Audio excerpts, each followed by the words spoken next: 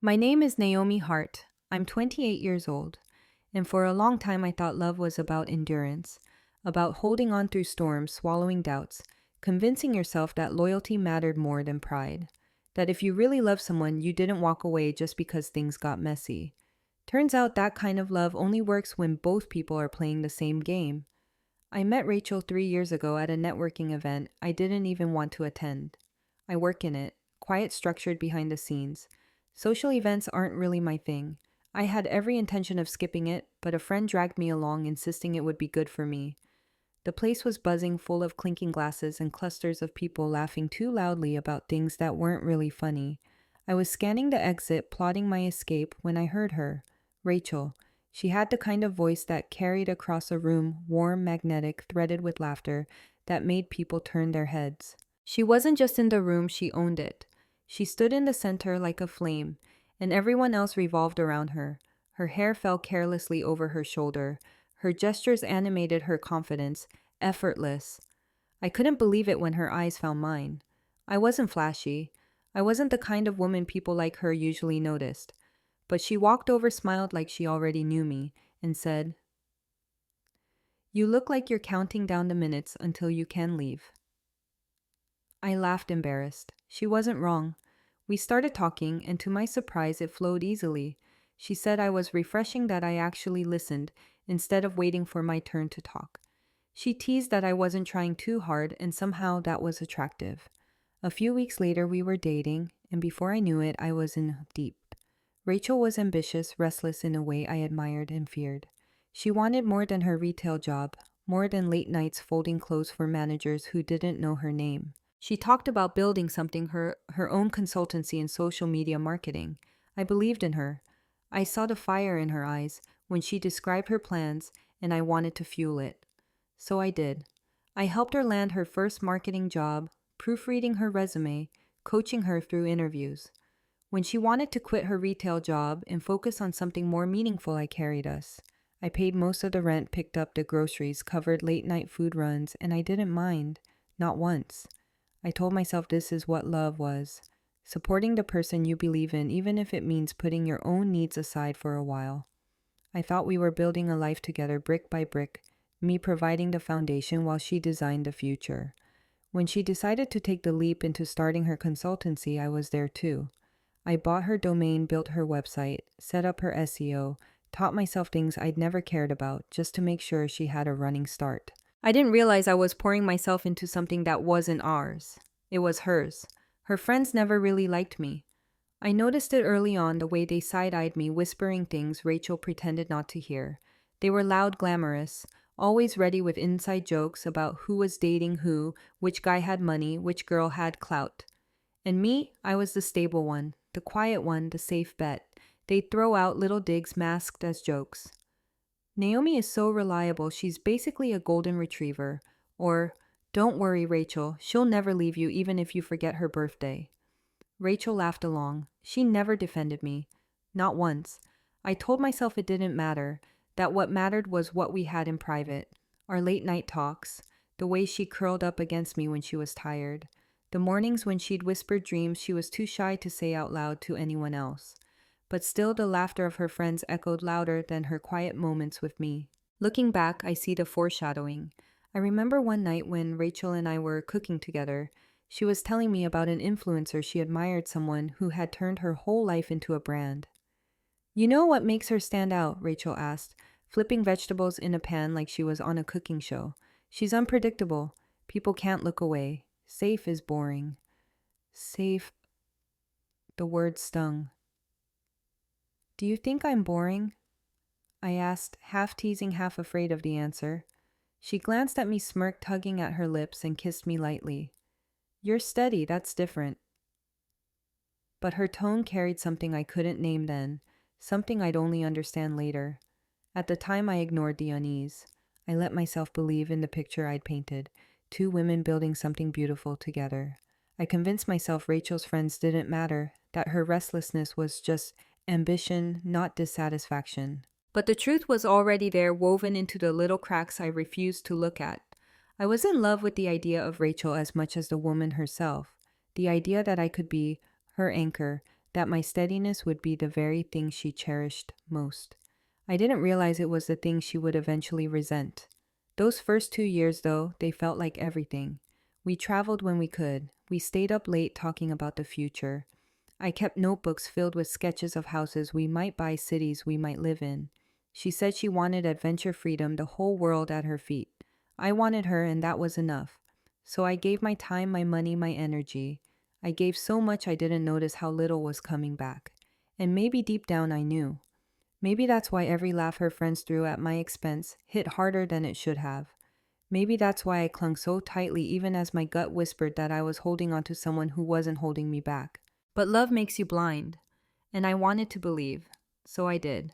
If I could go back, I'd tell myself this. Don't mistake being someone's foundation for being their future, because one day Rachel would show me exactly what she thought of me, and when she did, it wouldn't be in private. It would be in a room full of people, her voice loud, her laughter sharp. I just didn't know it yet. At first, I brushed it off. The late nights at work, the phone buzzing face down on the table, the distracted look in her eyes when we were together. I told myself it was just stress, that building her consultancy was overwhelming her, that she needed space to breathe, not suspicion breathing down her neck. But the cracks widened. It started small. She'd come home later than usual. We stayed after work for drinks, she'd say, casually shrugging off her jacket. The faint smell of perfume that wasn't hers clung to her hair. I'd ask how it went, and she'd smile vaguely, scrolling her phone instead of answering. Then the nights grew longer, whole evenings where she wouldn't text until 2 hydro in the morning, too drunk to drive home. Staying with a friend. The first time I worried about her safety. By the third time I worried about us. When I brought it up, she rolled her eyes. Naomi, I'm not doing anything wrong. You're smothering me. Can't I have a life outside of you? Her tone sliced me open sharper than the words themselves. I apologized. I backed off. I convinced myself maybe I was being insecure. Maybe my quiet stability wasn't enough for someone like her. Maybe she needed the thrill, the chaos, the whirlwind. Her friends didn't help. They noticed the distance before I admitted it, and they weaponized it. Rachel deserves excitement, one of them said, once loud enough for me to hear. Not just Netflix nights and meal prepping. Another chimed in. She needs someone who can keep up with her energy, not this. The way she gestured at me, dismissive, made my cheeks burn. Rachel didn't defend me. She just laughed, clinking her glass to theirs like I wasn't standing right there. I smiled through it, but inside shame curled tight in my chest. That's when Ethan appeared in our story. At first, just a name. A coworker. Someone she'd tag in Instagram stories. The kind where everyone's leaning too close at a bar. Neon lights painting faces pink and blue. Who's Ethan? I asked one night, keeping my tone light. Just a coworker, babe. Don't get weird. But he wasn't just anything. He became a constant presence in her stories, in her laughter, in her excuses. I wanted to trust her. I wanted to believe the woman I loved wouldn't betray me. So I swallowed the unease, told myself I was imagining things. But deep down, I already knew. The distance between us wasn't just emotional. It became physical. Her touch, once casual and constant, evaporated. The way she used to curl against me on the couch, the spontaneous kisses in the kitchen, the warmth of her hand seeking mine. It all dried up like water evaporating under heat. And when I asked what was wrong, she sighed. You're so sensitive, Naomi. Not everything is about you. God can't, I'd just be tired. I'd retreat stung.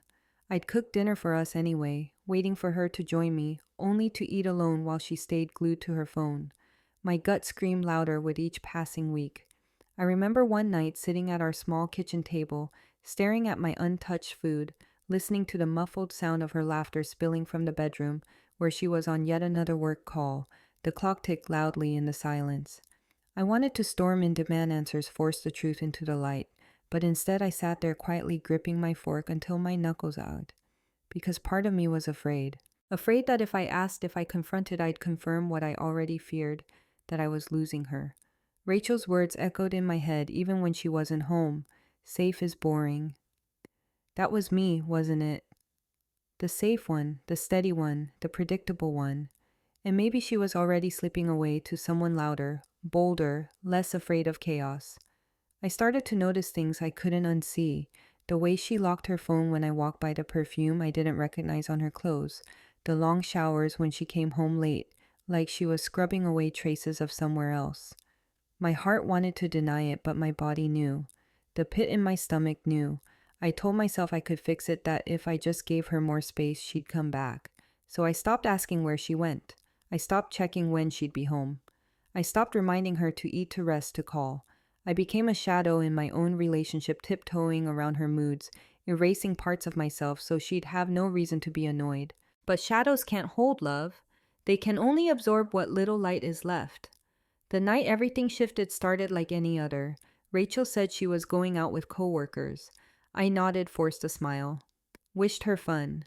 She kissed me lightly, barely touching my lips, and left without looking back.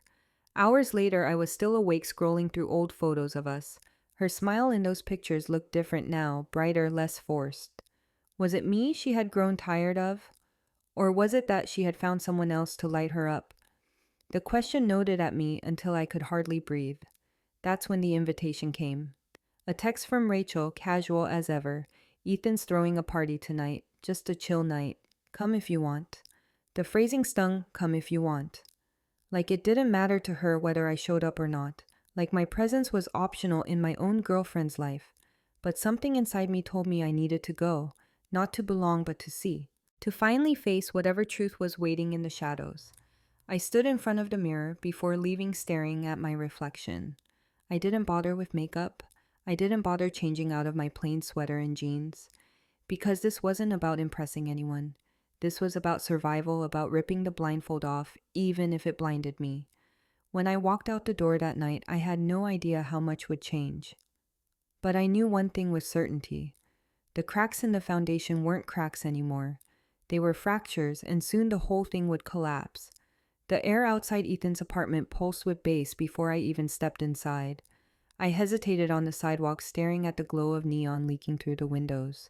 For a moment I thought about turning around, pretending I never got Rachel's text, pretending I could keep living in that fragile bubble of denial. But I walked in. The place was crowded, loud, thick, with the smell of alcohol and cheap perfume. Strangers leaned on counters, laughter spilling like broken glass. Most of them looked younger than me. Glossy hair, tight dresses, sneakers so white they had to be new. I moved through them like a ghost clutching a red plastic cup someone shoved into my hand. I wasn't here to drink. I was here to see. I found her in the kitchen, exactly where I knew she'd be. Rachel. Her laugh cut through the noise, bright and sharp. She was leaning against the counter, a red cup in her hand, her hair falling over one eye. She looked alive in a way she hadn't around me for months. I stayed back just outside the doorway, partly hidden by the angle of the fridge. She didn't notice me. She was surrounded by two of her friends, Lexi, the one who never liked me, and another woman whose name I didn't remember. They were tipsy, giggling, their cheeks flushed. Rachel tilted her head, eyes gleaming with mischief, and said the words that split me open. Why would I choose Naomi when I can have Ethan and still keep her around for security? She's basically my emotional support dog. Her friends burst into laughter. Lexi slapped the counter, cackling. Girl, you're evil. Rachel grinned, raising her cup like a toast. No, I'm smart. Naomi's loyal, low maintenance, always there. Why give that up when I can have both? My stomach dropped. The sound of her voice saying my name in that tone, mocking, dismissive, made the room tilt. I stared at the floor, willing myself not to collapse. Every muscle in my body screamed to react, to storm in, to scream, to break the glass in her hand, just to silence her. But I didn't move. I stood there, rooted to the spot, feeling nausea crawl up my throat, my vision blurred. The laughter in the kitchen felt far away and too close at the same time, like I was underwater. And then I left. No scene, no confrontation, no dramatic exit, just quiet steps through the crowd, down the stairs, out the door. The night air hit me like a slap. I walked fast, almost running, the music still pounding faintly behind me. My phone buzzed in my pocket. Text from Rachel, probably asking where I was, pretending nothing had happened. I didn't check. I couldn't. I made it home before her. Sat in the dark on the couch, staring at nothing, my heart hammering so hard it hurt. When she stumbled in at 300 a.m., drunk and laughing. She barely noticed me. Crazy night, she mumbled, grabbing a bottle of water. Then she collapsed into bed, makeup smearing the pillow. I stayed on the couch wide awake listening to her shallow breathing from the bedroom, and in that moment something inside me broke cleanly like glass snapping under pressure. The next morning I asked. She blinked at me across the kitchen table, hair messy, mascara smudged. What are you even talking about? It. I repeated her words back to her, every syllable, every laugh. She didn't deny it, she just shrugged. Okay, maybe I said some stuff. I was drunk. Jesus, Naomi, you're seriously going to act like this is some big deal. Some big deal. The way she said it flat, dismissive, told me everything. She wasn't sorry, she didn't care. In that instant, I realized the woman I thought I loved either never existed or she had disappeared a long time ago. I didn't yell, I didn't cry, I didn't beg her to explain. I just nodded, stood up, and said, "All right, I hear you." Her eyebrows lifted, surprised. I think she expected a scene. She expected me to beg, to argue, to fight for her the way I always had. But instead I went silent. Not just for minutes, for days. Those next 2 days were surreal. Rachel acted like nothing had happened. She went out for brunch with her friends, posted Instagram stories of mimosas and dogs and handbags, laughed into her phone late at night. Meanwhile, I became invisible in my own apartment, a shadow moving quietly, waiting. And in that silence, I started to see clearly. The truth was simple. She didn't care. I don't know what I had expected. Remorse, maybe, or even guilt. But she was calm, comfortable, like she had finally put me in my place. Like I could now stay there permanently, her safe backup while she lived her double life. But she underestimated me. Because while she was busy pretending nothing had changed, I was preparing to leave. The breaking point came on a Wednesday night. She tossed her keys on the counter, sighing dramatically. Ethan's boss is such a dick. We were at work till 9 hours, and he still made us stay for a debrief. I didn't say anything. She kicked off her shoes, wandered past me, then doubled back. Okay, what's this weird vibe? Are you still mad about the party? Seriously. I looked at her, calm, flat. Empty. I'm not mad, I said. I just finally heard you clearly. She rolled her eyes. God, you're so sensitive. I already said I was drunk. I was venting. You act like I cheated or something. I stood, walked past her, and started folding shirts into a backpack. Quietly, her tone shifted fast. What are you doing? Packing for what? For good, she laughed. Actually laughed. You're being ridiculous. You're seriously walking away because I vented to my friends while drunk. I zipped the bag. No, I'm walking away because you meant it and I finally believe you. She started pacing. Arms crossed, smirk plastered on her face. Her defense mechanism. Naomi, grow up. Everyone says dumb stuff. You're not perfect either. You're predictable. You've never understood what I actually need. I slung the backpack over my shoulder. Then this should be a relief. Her smile faltered. Where are you even going to go? You don't have friends. You don't do anything. You're boring. I opened the door, looked back one last time. Maybe, but I'd rather be boring alone than disrespected in my own home. And then I left. No yelling, no begging, no last look, just gone. Walking away wasn't loud. It wasn't dramatic. It wasn't even satisfying. It was survival. And though I didn't know it then, my silence would become the one thing Rachel couldn't control, the one thing she couldn't stand. The door closed behind me with a soft click. No slammed hinges, no broken glass, no shouting match echoing down the hallway. Just silence. I carried my backpack down the stairs, out into the night, and kept walking. Each step felt heavy and light at the same time, like shedding chains and carrying stones all at once. I didn't have a plan, just a hotel room I booked on my phone while sitting in the parking lot. The glow of the screen lit up my trembling hands, a confirmation number and address. That was enough. The first night alone, I sat on the edge of a too-stiff mattress in a room that smelled faintly of bleach and air freshener. My backpack lay at my feet. Everything I owned in that moment compressed into folded shirts and chargers. I expected to cry, to scream, to collapse under the weight of what I had just done. But I didn't. I just sat there breathing, listening to the hum of the air conditioner. It wasn't relief, not yet. It was emptiness, a hollow kind of quiet, but it was mine. Over the next week, I made the split official. I called the landlord, told him I was forfeiting my share of the deposit, canceled the utilities in my name, deleted the shared accounts blocked. Her number changed every password, clean lines, no loose ends.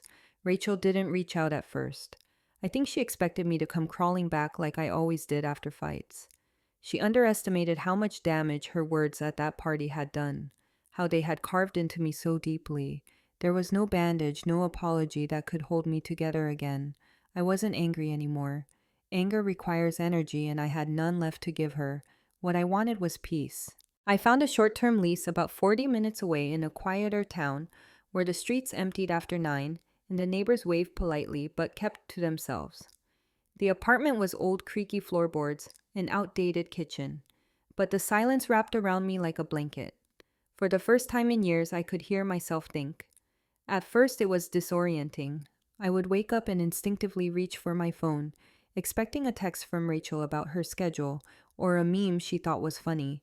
I'd go to make coffee and automatically grab 2 mugs before realizing one was enough. Little habits, tiny ghosts of a life I had walked away from. Grief doesn't just come from death. Sometimes it comes from realizing the person you loved never really loved you back. I filled the silence with movement. I joined a gym not for revenge or a glow up, but because I needed somewhere to put all the restless energy that used to go into holding our relationship together. I ran on treadmills until my legs ached, lifted weights until my arms trembled. I picked up freelance projects after work, small coding gigs that paid little but kept me busy. I reconnected with people I had let drift away. My brother, an old college friend, even my mom who had tiptoed around Rachel for years. I didn't tell them everything, just enough to let them know I was resurfacing. And I wrote journals filled with raw truths I had been too afraid to admit. I let someone walk over me because I was terrified of being alone. I confused loyalty with self-reras. I thought loving her enough would make her love me back. The words bled onto the page. They didn't fix me, but they gave shape to the ache. Meanwhile, Rachel started to unravel. It came in whispers at first. Mutual friends texting me out of the blue. Hey, weird question. Is Rachel okay? She's been posting some messy stuff lately. Screenshots followed. Instagram stories of sad captions, blurry drinks, vague quotes about heartbreak and betrayal. Then came the news I didn't ask for. Ethan had dumped her. Apparently she wasn't the only one he was juggling. And at work, rumor had it she'd been written up missing deadlines, showing up late, maybe even at risk of being let go. The picture painted itself. Rachel, who once held the center of every room, was losing her grip. I didn't gloat. I didn't smile at her downfall. But I also didn't reach out. Not after everything she said. When the messages finally came, I wasn't surprised. New numbers lighting up my phone with texts. Naomi, this is childish. We need to talk. Blocked. I didn't cheat. You're making things up in your head. At least be an adult and answer me. Blocked again. Then sweeter ones. I miss you. You were the best thing in my life. Can we start over? Silence was my only reply. Her words bounced off the wall I had built. They couldn't pierce me anymore because I had finally learned the one thing she never expected me to. That not responding was a response. The silence was brutal at first. Some mornings I felt the urge to give in, to send just one message to hear her voice, if only to remind myself I hadn't imagined our years together. But the longer I stayed quiet, the stronger I felt. It was like a muscle weak at first, trembling under the weight, but growing sturdier with each repetition. My silence became my revenge, my peace. And the irony was, it drove her crazy. Rachel, who lived for attention, who fed on the validation of everyone around her, couldn't stand being invisible. My absence echoed louder than any argument I could have made. I thought walking away would destroy me. Instead, it rebuilt me. Each day without her was another brick in the foundation of a new life. A life where I wasn't mocked for being steady, where boring meant peace and predictable meant safety. Rachel was slipping and I was climbing. And though I didn't know it yet, the more she fell, the more desperate she would become to drag me back down with her. But I wasn't going back, not this time, because the woman who waited around for scraps, the one who let her love be trampled in the name of loyalty, she didn't exist anymore. It started with texts, new numbers lighting up my phone, always the same rhythm. Naomi, this is childish. We need to talk. Blocked. 2 days later, another I didn't cheat. You're making things up in your head. At least be an adult and answer me. Blocked again. Then came sweetness. Syrup poured over the same sharp edges. I miss you. You were the best thing in my life. Please just talk to me once. I can explain. But there was nothing to explain. My silence was the only answer she was ever going to get. The messages kept coming. Random bursts of longing, guilt, tripping, even sarcasm. One morning, you'll never find someone who cared the way I did that afternoon. Fine, be alone. That's all you're good at. I never typed a single word in return. It wasn't easy. My fingers itched sometimes, hovering over the screen, aching to type something sharp, final, cruel enough to match what she had done to me. But then I'd stop because silence was stronger than any sentence I could write. Silence wasn't just absence. It was a mirror, and Rachel hated what it reflected back at her, that she had lost control. Weeks passed. My life steadied. Gym, work, journaling, sleep. Rachel, meanwhile, spiraled. Mutual acquaintances started reaching out. Hey, is everything okay with Rachel? She's been posting some weird stuff. Screenshots filled my inbox. Her Instagram flooded with vague quotes about betrayal, heartbreak, fake people, pictures of half-empty wine glasses, messy apartments, captions that sounded more like cries than statements. She was unraveling publicly, and I was watching privately, detached. Not gleeful, not vindictive, just distant, like observing weather on the horizon that no longer reached my shore. Then the emails began, an unfamiliar address. Subject line: please read this. It was from her. The email was long, rambling, half apology, half performance. She wrote about how she got caught up in stupid things, how I always made her feel safe, how she didn't realize what she had until it was gone. And then the kicker: Ethan was never serious about me. I thought I was choosing excitement, but he treated me like an option. I was wrong. I see that now. Can we please talk? I closed the tab. I didn't reply. The next day, another email arrived. Subject: just once. I didn't open it. That's when her mother called. I froze when the familiar name lit up my screen. For a second, I almost answered out of reflex. This was the woman who once told me I was the only real partner Rachel had ever brought home. But I let it go to voicemail. Her voice trembled through the recording. Hi, Naomi. I know this is awkward, but Rachel's not doing well. I'm not trying to guilt you. She's hurting. She talks about you all the time. Could you maybe talk to her even just once? I sat there, phone heavy in my hand, listening to the plea. But I didn't call back because what her mother didn't know, or maybe didn't want to admit, was that Rachel didn't want me. She wanted the safety net I had been. She wanted the version of me that tolerated the disrespect, absorbed the chaos, stayed no matter what. That version of me was gone. Her friends tried next. Lexi, the same woman who once laughed when Rachel called me her emotional support dog, sent a message. Hey Naomi, I know we didn't get along, but Rachel's really struggling. I think she finally gets it. You were good to her. We all see it now. Just thought you should know. I stared at the message, the hypocrisy burning like acid. Now you see it, but I didn't reply. I blocked her instead. Another coworker of Rachel's DM'd me later. You don't know me, but I worked with Rachel. She talks about you like you're the one who got away. Not trying to overstep, but she seems different lately. Quieter. Maybe she's finally grown up. But I wasn't interested in different. I wasn't interested in finally.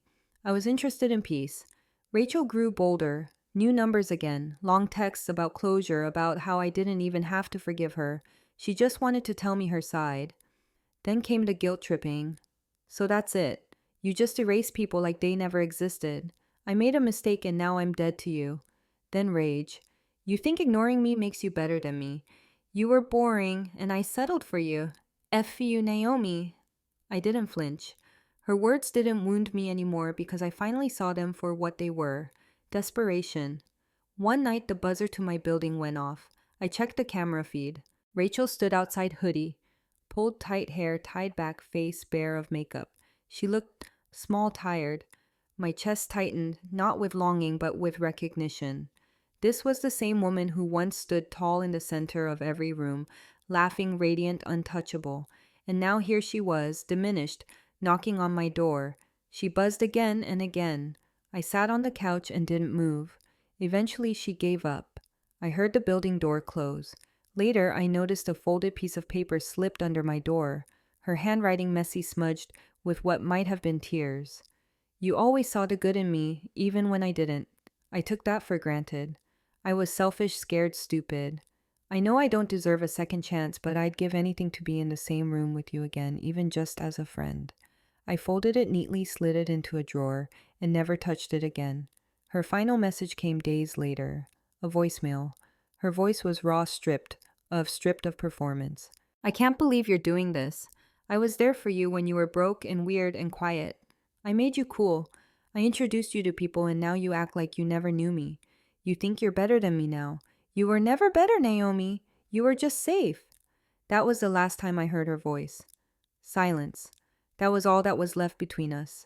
And it was enough because the silence wasn't empty anymore.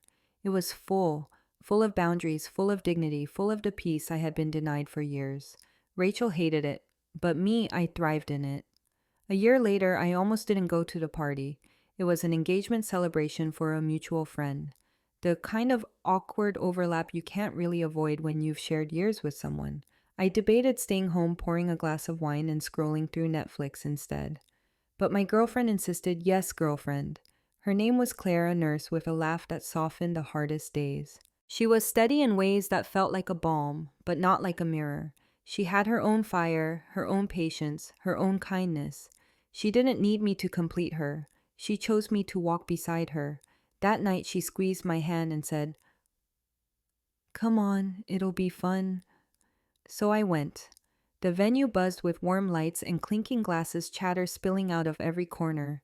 I walked in with Claire, her arm looped through mine, and for the first time in a long time, I didn't feel like a shadow. And then I saw her, Rachel. She stood near the drinks table, sipping something red and sugary, scanning the crowd like she was searching for anyone to notice her. Her hair was styled, her dress carefully chosen, but there was a hollowness in her eyes I had never seen before. When her gaze landed on me, her mouth fell open just slightly before she plastered on a smile. That smile I used to fall for. "Naomi," she said, voice pitched too high. "Wow, you look different." Different. She meant alive. I nodded politely. "Hey." My tone was calm, almost casual. Claire slipped her hand into mine, grounding me. I could feel Rachel's eyes flicker to it, linger there, then dart back up. "So how have you been?" Rachel asked, her smile wobbling. "Good," I said. "Really good." Her lips parted, but no words came for a moment. She scanned me like she didn't recognize what she was looking at. Finally, softly, "You look happy." "I am." There was a pause. The room buzzed around us. Music, laughter, the pop of a champagne cork. But between us there was only silence. Rachel laughed lightly, trying to fill it. "Remember when we used to talk about getting married one day?" "Crazy, right?" I smiled, not at the memory, but at how far I had come from the person who once dreamed those dreams with her. "Yeah," I said. "I remember. I also remember you saying you didn't need to choose between me and someone else, that you could have him and still keep me around for security." Her smile faltered. She swallowed. "Naomi, I was drunk. I was stupid. You know I didn't mean you did," I said gently. "And that's okay. You made your choice. I just stopped being the woman you thought I was." Her eyes glistened, and for a second I thought she might cry or scream, or both. "Can we maybe talk? Just the two of us. Catch up. Start over." I shook my head. "There's nothing to start. That version of me, the one who waited around for scraps, the one who let your friends mock her, the one who kept giving even when you stopped caring. She doesn't exist anymore." Rachel's jaw tightened. Her voice broke. "You're really not ever going to forgive me, are you?" I shrugged. "It's not about forgiveness. It's about peace. And I have it now." I turned, walked back toward the dance floor, where Claire was waiting. Her smile, soft arms open. As she pulled me close, the music washing over us, I let out a breath I hadn't realized I'd been holding. Claire kissed my temple, whispering something about how much she loved this song. I laughed, swaying with her, the weight of the past falling away like dust. For just a second, I glanced back. Rachel was still by the drinks table, clutching her glass like it was a lifeline. Her smile was gone. She stood alone the way she had once left me so many times. Only now no one was coming to pick her up. That night, as Claire and I left the party hand in hand, I realized something important. Karma doesn't always arrive like lightning. Sometimes it's quiet. Sometimes it's just the echo of silence, growing louder in the absence of what someone once took for granted. Rachel's karma was standing by that table empty handed while I walked away with peace. And my mind was knowing I didn't need revenge to win. I just needed to choose.